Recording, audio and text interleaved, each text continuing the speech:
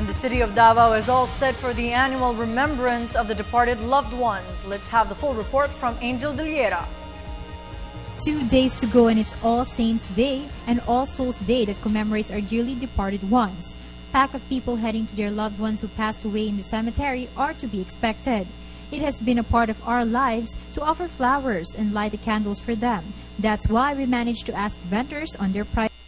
Stick candle starts with 2 pesos. Bigger ones are 15 pesos, while little vigil candles cost 5 pesos, while the big ones are 10 pesos. But pricing varies from vendor to vendor. It's always up to them and up to consumers on where to buy. But they said that they have no intentions to increase the prices on the day of the undas. Ganun pa rin ang kandila namin, hindi magtataas. Ang bulaklak lang, sa Antonio magtaas kami, at saka sa Rose, yun lang. Tag 5 po ang about isa. Tulo 20, 7 pesos ang isa. How about yung mga malalaki?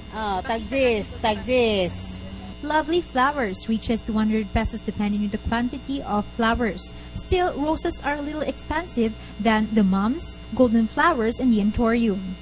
On the other side, TMC is implementing rerouting or rerouting, and vendors are to be evacuated to other areas to avoid heavy traffic. Assistant Deputy Espanola shares that they are 100% confident for their operation.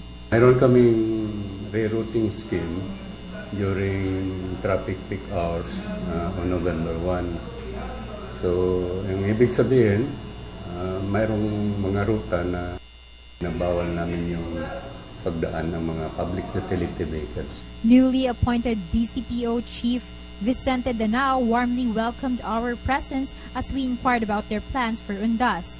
No alcoholic drinks, no deadly weapons, and no loud noises brought about by big speakers are welcome in the cemetery. Police assistance will also be available at that time. Upon entrance pa lang sa gate, makikita na nila kaagad na no bringing firearms, mga ganyan. Liquor. So, nakalagay na rin po yan. Then, we will designate every cemetery po yan na malalaki.